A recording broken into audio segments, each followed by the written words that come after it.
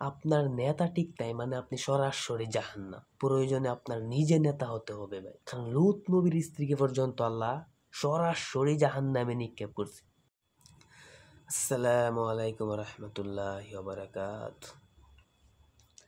আমি আজকে আলোচনা করব সূরা আল আরাফের ৮৩ নম্বর আয়াত সম্পর্কে। এই আয়াতটা আল্লাহ পাক রব্বুল আলামিন কেন নাজিল করেছে এবং কি কারণে নাজিল করেছে, এইটাই আজকে আপনাদের মাঝে বাস্তব প্রমাণ সহ আমি তুলে ধরবো ইনশাআল্লাহ।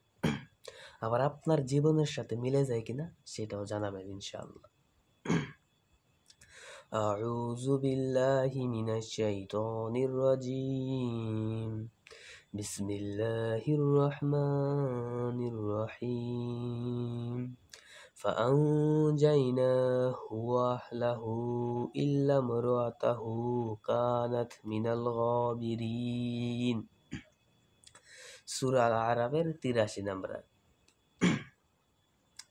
আসরের সময় দুইজন ফেরেশতা আইসা আল্লাহর নবী লূতকে বলতেছে, হে আল্লাহর নবী লূত, আপনি আপনার উম্মতদেরকে নিয়ে এখান থেকে চলে যান।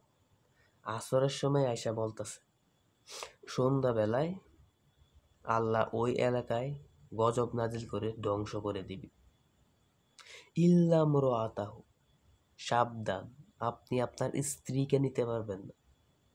কানাত মিনাল গাবিরিন, কারণ সে পশ্চাৎকারীদের অন্তর্ভুক্ত ছিল। একবার ভাবেন তো ভাই, নবীর স্ত্রীকে পর্যন্ত আল্লাহ ছাড় দেয় নাই সামান্য একটু বলে। কোনো হারাম রক্তের ভিতরে আল্লাহর নবীদের রক্ত আল্লাহ জীবনেও প্রবেশ করাবে না ভাই। তাহলে হালাল ব্যক্তি কেন জাহান্নামে গেল? আর ভাই, লূত নবীর স্ত্রী হালাল ব্যক্তি ছিল, তাহলে আল্লাহ পাক রব্বুল আলামিন তাকে কেন জাহান্নামে দিল? এখানে ইল্লা ইমরাতাহু শব্দের ব্যাখ্যা হচ্ছে গিয়া, সে শুধু তলে তলে চরিত্রহীনদেরকে সাপোর্ট করত। আরে ভাই, তার চরিত্র তো খারাপ ছিল না, তার চরিত্রহীনাও ছিল না। সে কাউকে প্রকাশ্যে সাপোর্ট করে নাই, সে তার স্বামীর সাথে কোনো সময় খারাপ ব্যবহার করে নাই, সে আল্লাহর সাথে কোনো সময় শিরিক করে নাই, বেদাত করে নাই। তাকে জাহান্নামে দেওয়ার কারণ হচ্ছে গিয়া, সে শুধু এই মন থেকে তলে তলে মনে মনে সাপোর্ট করত চরিত্রহীনদেরকে। তার কারণে আল্লাহ পাক রব্বুল আলামিন নবীর স্ত্রীকে, আল্লাহর নবীর স্ত্রীকে পর্যন্ত ছাড় দেয় নাই। আর একবার ভাবুন তো ভাই, আপনার নেতাকে, আপনার নেতা ঠিক আছে কিনা? আপনি ভাবেন, আমি নামাজ পড়ি, রোজা করি, হজ করি, যাকাত দেই, আমারে জান্নাতে দিবে না আল্লাহ, কাকে জান্নাতে দিবে? আরে ভাই, ওই আয়াতটা কেন নাজিল করেছে একবার চিন্তা করেছেন আপনি? একবার ভেবে দেখেছেন? ওই আয়াতটা যেরকম গুরুত্বপূর্ণ, সেরকম তো ৬,৬৬৬টা আয়াত গুরুত্বপূর্ণ। আপনি যদি ভাই এই আয়াতটা সম্পর্কে না জানেন, তাহলে আপনি জান্নাতে যাবেন কি করে ভাই? আপনার তো ৬,৬৬৬টা আয়াত পড়ে আছে। আপনার নেতা ঠিক নাই মানে আপনি সরাসরি জাহান্নাম। প্রয়োজনে আপনার নিজে নেতা হতে হবে ভাই। কারণ লূত নবীর স্ত্রীকে পর্যন্ত আল্লাহ সরাসরি জাহান্নামে নিক্ষেপ করছে।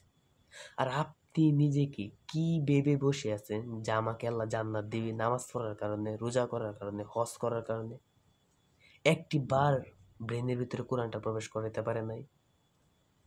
একটি বার ব্রেনের ভিতরে ভাই কোরআনটা প্রবেশ করে আর সামনে এগিয়ে যান, আপনার রাস্তা একে একে সব খুলে দিবে আল্লাহ পাক রব্বুল আলামিন। তো ভাই, আজকে এই পর্যন্তই। আমি যে শিক্ষাটা দিছি, আগে ওই শিক্ষাটা আপনি মিলাবেন জীবনের সাথে। আমি যেটা বলছি এটা সঠিক না ভুল, তারপর আপনি জানার চেষ্টা করবেন, মানার চেষ্টা করবেন ইনশাআল্লাহ। আর একটা কথা, আমি কিন্তু ভাই শার্ট, মাথায় টুপি নাই। এইভাবে কেন জানেন কোরআনের সঠিক কথা বলি? কারণ বাংলাদেশে যেই পরিমাণে বেদাত চলতেছে, পাগড়ি পরে, টুপি পরে, পাঞ্জাবি পরে ভাই, এখন যদি আমি ওই পাঞ্জাবি টুপি পরে প্রচার করি ভালো হবে, কিন্তু অনেক মানুষই ভাববে মোল্লাতন্ত্র। কিন্তু আমি যে ওইসব মাথায় টুপি ছাড়া শার্ট পরে যে এইসব প্রচার করতেছি, মানুষের মনে একটু হলেও থমকে যাবে যে এই ছেলে মনে হয় ভার্সিটিতে পড়ে, তাহলে কোরআন সম্পর্কে কি তথ্য দেই এটা একটু জেনে নিই। এই জন্যই ভাই আমি এইসব পড়ি। আর এইসব পড়া কিন্তু ভাই হারাম না। তো ভাই আজকে এই পর্যন্তই। এই আয়াতটা আপনি ভালোভাবে পিএইচডি করবেন এবং মানার চেষ্টা করবেন এবং অন্যকে জানানোর চেষ্টা করবেন।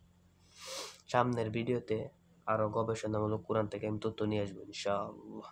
সবাই ভালো থাকবেন।